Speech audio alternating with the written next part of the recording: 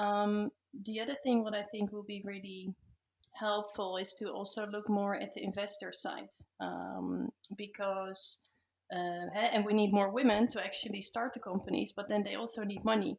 Yeah. And we need people, investors, say on the other side, that are also actually recognizing the problems and can identify with that. So we need more women on the other side. Because also, and I see, of course, other entrepreneur colleagues, my idea, I don't think that's something that a man would have ever come up with. No, So how can I actually, I'm pretty sure of that. yeah, yeah. So how can we, and I'm really interested to see how it will go when we start fundraising. How can we convince the people on the other side of the table that this is actually a good idea and that we can also build a really good business case Hmm. out of it?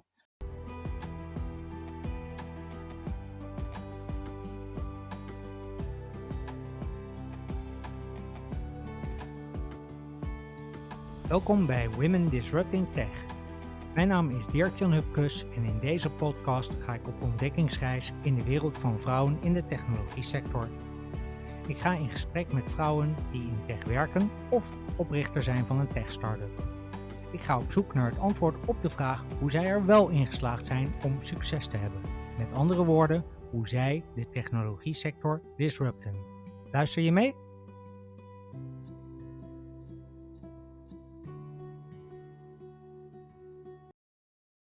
Hey, today's episode starts off a little dirty, but I'll promise that we'll clean up. Because today I'm interviewing Elianne Leeffers, and she is the founder and CEO of Go Potty. The Go Potty app helps parents jumpstart potty training of their babies and helps them also to save money and the environment in the process because they're using fewer disposable diapers. In this episode of Women Disrupting Tech, we'll explore the environmental impact of disposable diapers. We'll find out how you can start potty training your 18-month-old baby and how you find out if your child is ready for it. Now, Go Potty is not your regular tech startup. In fact, it is Elianne's second social venture. So we'll also talk about why she built Go Potty as a social enterprise and about what's it like to be a social entrepreneur in tech anyway. And she'll talk us through how she built her second company from the ground up. So please welcome to Women Disrupting Tech, Elianne Leeffers. Welcome, Elianne. Good to have you this morning. A question I always ask at the start of the podcast is how you got into your current job or how you got into your current position. Yes, good morning, Dirk Jan, and it's an honor to be here. So, how I got here, I would never have thought that I would be running a tech startup, especially on the topic of potty training. But here I am, and it's the best choice I've made so far in my life. So, I have a background in communication, and I worked for Shell for 15 years in HR and safety and environment. And about 5 years ago, I realized that I wanted to do more to tackle the world's issues, had to do more to make the world a better place. And I started a non-profit organization called the Fruit and Veggie Brigade. And what we did is we collected fruits and vegetables that would otherwise go to waste, and we donated that to the Dutch food banks all over the Netherlands. And I found out that I love doing that so much, building an organization from the ground up and making that positive impact in society, that I said to myself, okay, this is what I really want to do full time. And I started exploring different ideas, and then the idea of the potty training app, Go Potty, came up, and I worked on that. And the initial responses were so good that I decided to go for that full time. Okay, cool. And how exactly did you land on the idea of potty training? Yeah, so I'm the mother of three kids, and my kids are all potty trained around 18 months. And I started to think about my next venture or my next project when our youngest child was still in diapers. And then Hmm. with diapers, you have a baby in the house, and I thought about our environmental footprint as a family. And then I thought, okay, we need to do something with these diapers because they're so polluting. It generates so much waste. So I thought about compostable diapers, cloth diapers. But then I realized, okay, the most sustainable diaper is no diaper at all. And it's really possible to potty train your kids around 18 months. And more parents should know about this and know how to do it. And then we can actually cut diaper usage in half if we can get kids potty trained Okay, around 18 months again. I see. And just for context, you talked about the pollution that is caused by disposable diapers. Can you, can you give a bit more feel of how much waste that creates? Yes, so it's What about the impact is? 300. Yeah, so it's about, in terms of waste, it's about 300 kilos per child per year. And it's waste that is hardly recycled. And if it's so that's 2 to 3% of all household waste. And if you have a baby in the house, it's actually 50% of all your household waste. So that comes on top of your regular waste. Yes. Wow. Okay. Yeah. So yeah, then there's, I guess, a case to cut the use of disposable diapers. Is that also the case for let's say you have these reusable ones, or at least we used to have those? Yeah, no, so and we still have them, huh? And actually, reusable diapers are actually no longer the cloths and the pins that used to have in the 40s. Huh? They're really fashionable. It's a real fashion item Yeah. these days. You have them with really nice prints, and they're really useful. So I can highly recommend cloth diapers. So the environmental impact of reusable diapers is definitely much less, but it also still has an impact because you have to wash them, and that uses water, energy. So Hmm. yeah, really the most sustainable diaper is no diaper at all. Yeah. So you propose to not to skip the diaper, but to at least shorten the use of it. Yes, because actually the average age at which kids are potty trained these days is 3 years in the Western world. And it used to be 1 year old, around one Hmm. year old in the 40s. So there's a gap of 2 years of diapers that we actually don't really need. So Uh, that's more convenience for the parents then. it's yes, definitely. It's convenience for the parents, convenience also for the child, in not a really good way because they don't really feel anymore that they're wet, right? The disposable diapers are so good these days. They are Mhm. so good in absorbing moisture that the kids don't really feel anymore So it's if their actually it diaper is works wet. contrary to what they're supposed to feel. Yes, in a way. Ah, Yes. okay. Yeah. So there's an environmental impact of the disposable diapers. From what I know little about diapers, but the one thing I do know is that they're horribly expensive too. So you can Yes, also they are. save a lot of money if you cut it the use in half. Yes, yeah, it's about 600 euros per year. It depends a bit, of course, on the your diaper brand Hmm. that you buy, but on average, it's around 600 euros. And we always said it's 500 euros per year. And then we lately did a check based on the inflation, and it actually got up 100 euros per year just because of the inflation. So Uh-huh. Yeah. yeah, it's huge. That's quite a bit of savings, especially for poorer families. Hmm. I would think that's yeah, that's money you rather have in your pocket. Yes. Yeah. Okay. Hey, conventional wisdom has it that you shouldn't rush body training, and we, as you said, we now start body training at the age of 3 on average.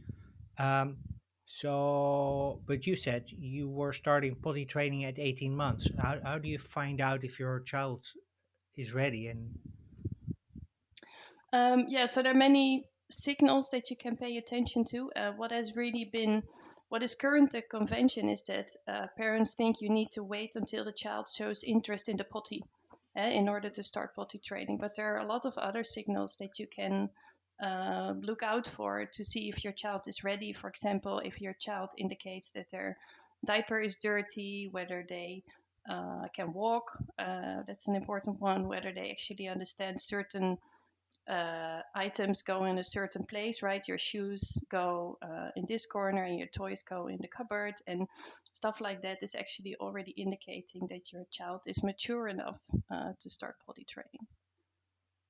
Okay, so let's go to the app then, because well, we all take our phones to the toilet. At least many people do that, but for a different purpose. So how does your app help potty train? Yeah, so what we do in our app is you can test if your child is ready. So I mentioned Mm-hmm. a few criteria, but we actually have a bit of a longer list, and it's based on scientific research on what criteria you can see if you, based on what criteria your child is ready.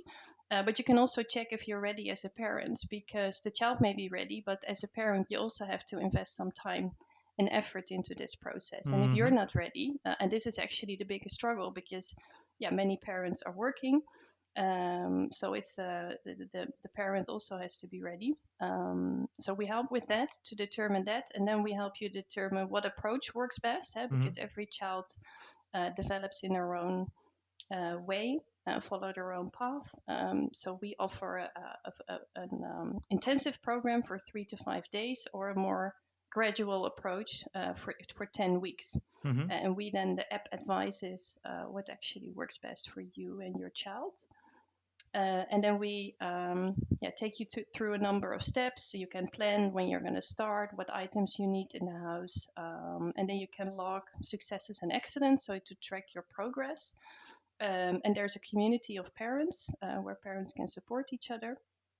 And we also provide expert support. So when you're really struggling in the process, our experts are there to help you. So these are child psychologists, children's nurses that are specialized in potty training challenges.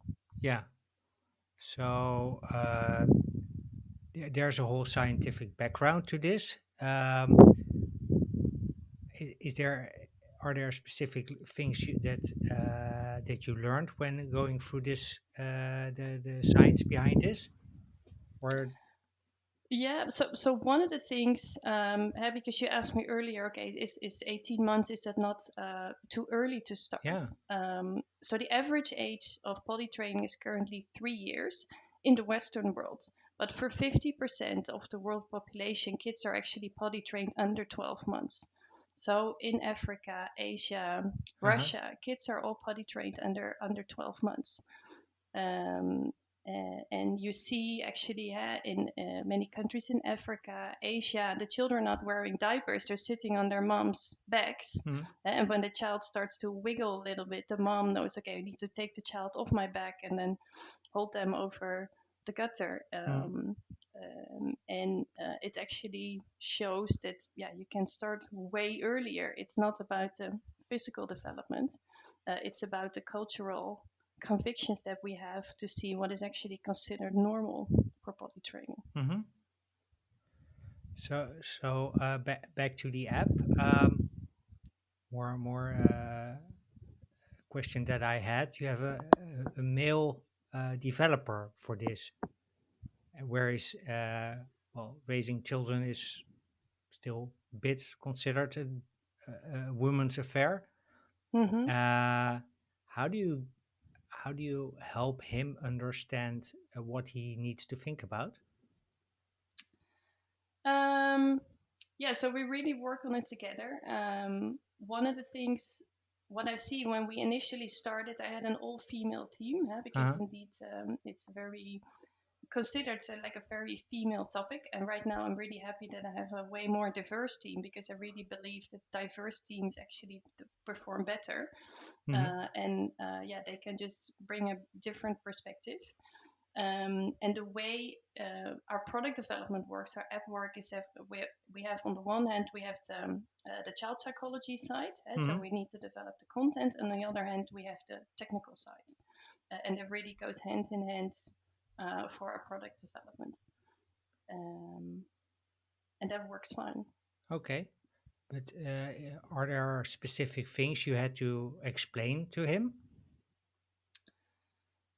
No, I think not really. Huh? It's the technical side is can be managed without understanding the topic in depth. Hmm. What we do see is that about 95% of our users are mothers, Hmm. and that's actually something that we are want to work on because why no, let me rephrase. We just see that this is very traditional, right? It's very, the mom is actually doing the potty training. Hmm. And we are actually planning a campaign where we're going to focus on dads. So, dads, come on, this is shit you can handle. Yeah. And see for them actually to be more in charge of these topics. Hmm. Because and that's the thing what we learned so far, dads, if you tell them okay you could save actually 600 euros per year, they're like, oh, okay, that's interesting. Yeah. So we really want to see how we can address them, because why is this a topic that mothers are working on? That's actually ridiculous. Yeah, it's more tradition than anything else, I think. It's also to your point of that it's in the Western world that we leave things in the diaper for like 3 years. It's Yeah. just a matter of convenience. Yes, It's well, the and way it's well for most parents now. It's the way it's always been. For most parents that are a bit older, perhaps not, but yeah, yeah, and so don't underestimate the power of the diaper industry. Huh? So the disposable diaper was mm, actually invented in the 40s, mm-hmm, and only around the 80s the disposable diaper became mainstream. Huh? Then yeah, about 80% of the parents or 90% of the parents use them. But what you see is that there's actually a major lobby of the disposable diaper industry, and this is a multi-billion-dollar yeah, that's your Procter business and Gamble. industry. And what you see is that in the 60s, there was a very renowned pediatrician called Dr. Brazelton, and he actually started to advocate that children should be potty trained later, that you had to wait until your child was ready. And this is actually still the mainstream conviction, Mm-hmm. that you have to wait until your child is ready. But what turned out is that this Dr. Brazelton later became a spokesperson for for Pampers. Hey? So he was actually the chair of the Pampers Foundation, Yeah, and he appeared in commercials for Pampers size 6. So you see, it's really intertwined, and we actually have been uh, brainwashed. yeah, brainwashed into actually, yeah, disposable diaper is good and it's giving you so much convenience.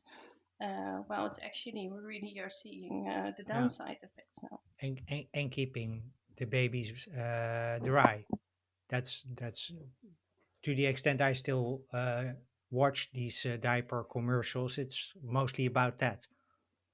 Yes, yeah, and of course it is very convenient. Mm-hmm. But yeah, the lobby of the disposable diaper industry is so much bigger than we realize, Mm-hmm. and Yeah, how it's especially actually.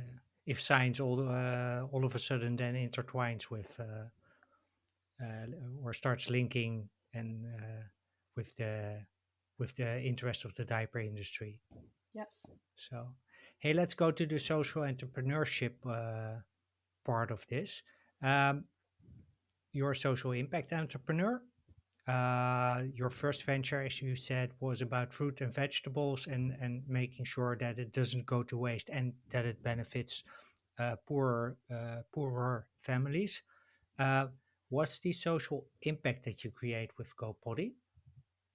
So it's to prevent disposable diaper waste, Mm-hmm. because it generates huge amounts of waste. But it's not only about waste because there's also pollution, because in dirty diapers there are also a lot of pathogens, Mm-hmm. and it depends a bit on where you are in the world. But for example, in the US, all dirty diapers go into landfill, and actually the pathogens trickle into the groundwater and rivers. So it's pollution, Mm-hmm.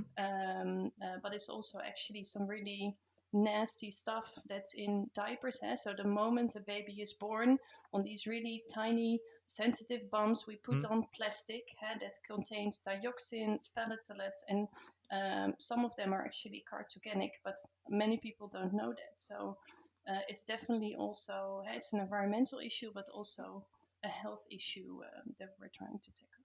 Okay. And what is the health impact then if let's if you put on diapers too long? Yeah, so one is of course what I just talked about with these nasty chemicals in the plastic. Mm-hmm. But there's also more and more research that's actually showing that if you start potty training after 3 years, is that there's actually a slightly higher chance of developing health problems such as bedwetting, constipation, etc. Oh, okay. And that then occurs at a later stage in life, or it just takes Yeah, longer for the child to become fully potty trained without accidents. no, no, not that. But it's more headed can indeed later when they're 4 or 5 or 6 can actually these issues can manifest themselves. Okay. Um. But I have to say the main focus is the social impact that we're making is about the environmental impact. The Uh huh. health issue is part of it, but it's mainly about the environmental impact Okay. because hey, in the Western world you have the impact of waste, right? But it's Mm-hmm. all processed nicely here. It goes into the incinerator, it goes to landfill.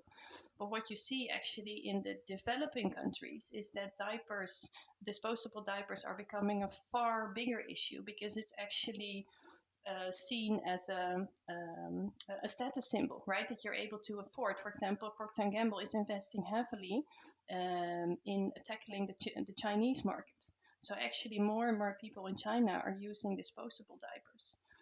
And in many countries in the developing world, there's no waste system, right? So what No. happens, for example, in Indonesia, people throw their diapers into the river.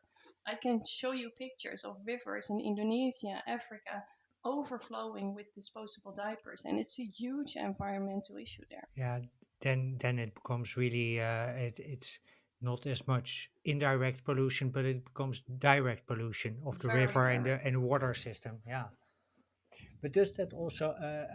I mean, you said people would save up to 600 euros a year on diapers. I would think that downloading an app is a lot cheaper than for most families, even in the Netherlands. So it could also help, let's say, not the the part of the of society that doesn't have it, that doesn't have a lot of money to spend.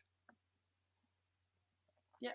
No, and yeah, and in the end, you can save money, but you also have to have time for it, and that's also what we see a lot of parents struggling with because you have if you have young kids, hey, Hmm. you're working, then there are probably a lot of things going on in your life. You're probably moving house, and there's maybe a sibling being born. Hmm. So a lot of parents are really struggling to find the time to do this. I see. Is that and how do you then solve that for that with the app? Does it make it more less time consuming? Because I would think it's time consuming no matter what. Yeah, so I think that's a hard one. We can't, of course, manage people's time. No. What we can help with is to make them aware that it can be sooner, and we can take them by the hand and offer a simple step program. So our program is 6 steps. Hmm. And what we do help with is that providing very concise and reliable information because, and I think every parent will recognize this when you go on Google and social media, the advice you get about potty training, but Hmm. anything related to pregnancy, breastfeeding, feeding your child. There's a plethora of information out there, and Yeah. what should you believe and what is going to work for your child? And that's what we are helping with. We help parents. You don't need to spend all that time online. We just offer you what you need in this moment for your Yeah. child. Easily accessible and reliable information. Yeah, yeah, That's in your that's pocket. important. Hey, you mentioned 6 steps. Can you explain a bit what these 6 steps are? Yes, yeah. So the first step is actually to check if you and your child are ready. Yeah. The second step is to determine what approach fits you. Mm-hmm. And then the third step is to read our e-guide, or at the moment it's an e-guide we offer in the app, but we're later going to change that. Step four is to do the preparation to make sure you have everything you need, like a potty, but also, hey, you will have lots of accidents, so make sure that you have a mop and dry clothes available. Then to plan the date, so to make sure that you actually have it in your calendar that you're going to start. Why is And then that there's important to really plan a date for that? Well, because we see, and what I just talked about, a lot of parents are postponing this, because Uh-huh. there's so many things going on in their life. They have a very busy life, and they say, "Yeah, yeah, I'll do it soon." Yeah, next week, Eh, next month. yes, yeah. So we help them. Okay, this is when I'm going to start, and then the app coaches you and say, "Hey, you're going to start next week, and we're here for you," and to really keep it top of mind. Uh-huh. And that's and then step 6, I guess, is to start doing it. Yes, execute, go Yeah. for it. And okay, that's sounds like a simple plan to follow. Although I guess indeed the whole thing with planning it and then executing on it is usually the big thing in any plan. Yeah. And I suppose also in for potty training. Um, so this is your second social impact company. Uh, how what was it like to restart? Because you started one before, and the fruit and veggie brigade, and now you started this. And how was that?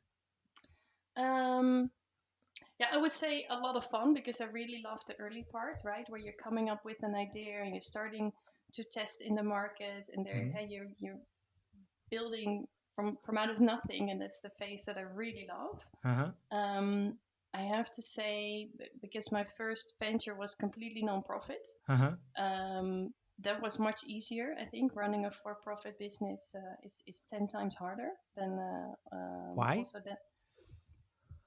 Uh, well, you really need to convince people to buy your product, right? So you can have offer a really good solution, but you really need to sell and to convince people to build trust. I think also we are, especially on this topic around body training, you really need to be able to build the trust with potential customers that we are the right ones to Yeah. help them.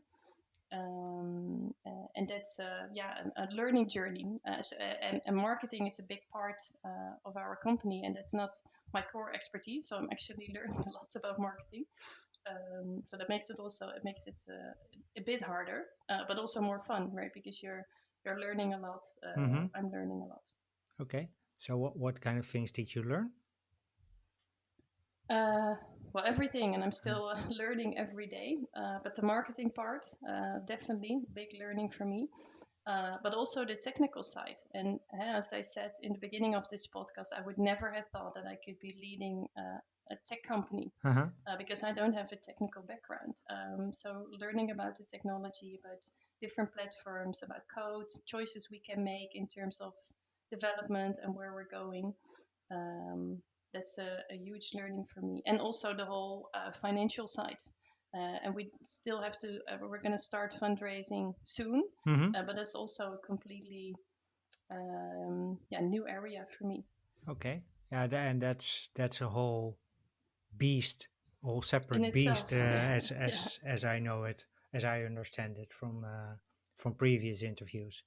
And it's because then you have to really, yeah, that's quite a big learning curve, because if you have to do, let's say, first learn marketing, then learn the whole technical aspect, and now the whole financial, so the investment side of it, that's quite, yeah, it's quite a lot of information to take in, especially if you're also uh, a mom of 3 children. Yeah, So yeah, but I do you think do this? How do you plan this? So one is we have a really good nanny at home. So I have Hmm. to be really honest. That's really, really helping us. Um, and it's just yeah, the kids and the family are the priority, and it's about being flexible. And I work often in the evening, which is not really healthy from a Hmm. work-life balance perspective, but that's just life, right? I have to be home for dinner at 6 Hmm.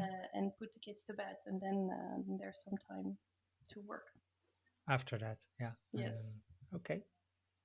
Um, so I have an arrangement with one of my previous guests, Jacqueline van den Ende, to make this podcast irrelevant in 10 years from now. And irrelevant in this case means that diversity in tech doesn't need any attention anymore because it's normal.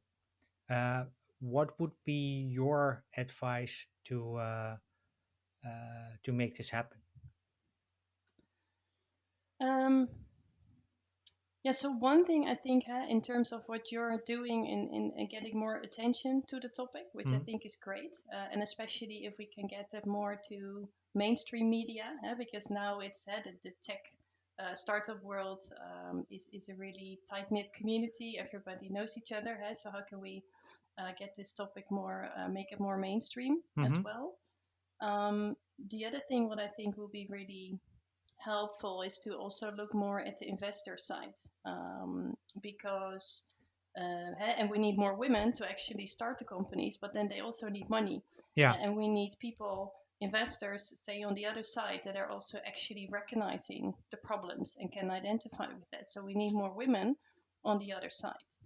Because also, and I see, of course, other entrepreneur colleagues, my idea, I don't think that's something that a man would have ever come up with. No, So how can I actually, I'm pretty sure of that. yeah, yeah. So how can we, and I'm really interested to see how it will go when we start fundraising. How can we convince the people on the other side of the table that this is actually a good idea and that we can also build a really good business case Hmm. out of it? Also, on your podcast to have more female investors, and I know a few good ones. Uh-huh.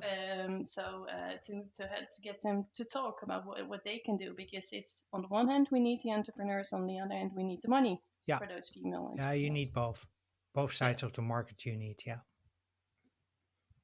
So thanks. And Yeah. I'll follow up on the investor side. Yes. I'll absolutely follow up on that. So thanks for this great conversation. Really enjoyed it. Learned a lot about potty training, which is not my core competence.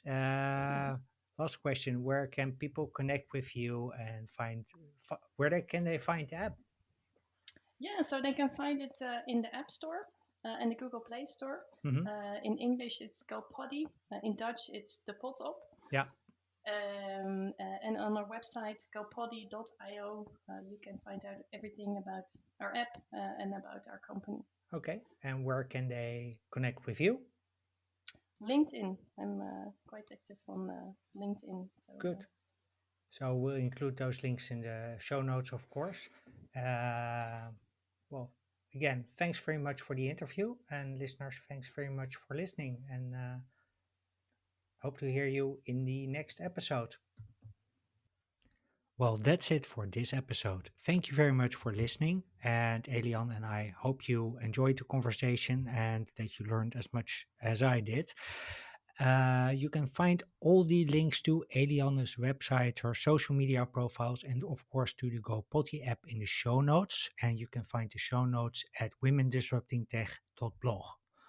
There you can also subscribe to updates, and that way you are among the first people to learn when new episodes go on air.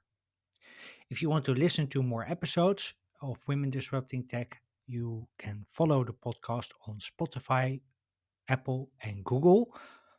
And if you do, we'd love for you to leave a rating or a review because that way you help others find the podcast. Now, if you want to contribute to more diversity in tech, please share this podcast with friends, family, and coworkers because this way you give my guest the platform that they need to make this podcast irrelevant in 10 years from now. Finally, if you want to connect with me, you can do that via the website womendisruptingtech.blog or you can do that via LinkedIn. Just look up my name and you'll find me. Thank you very much for listening, and I hope to see you in the next episode.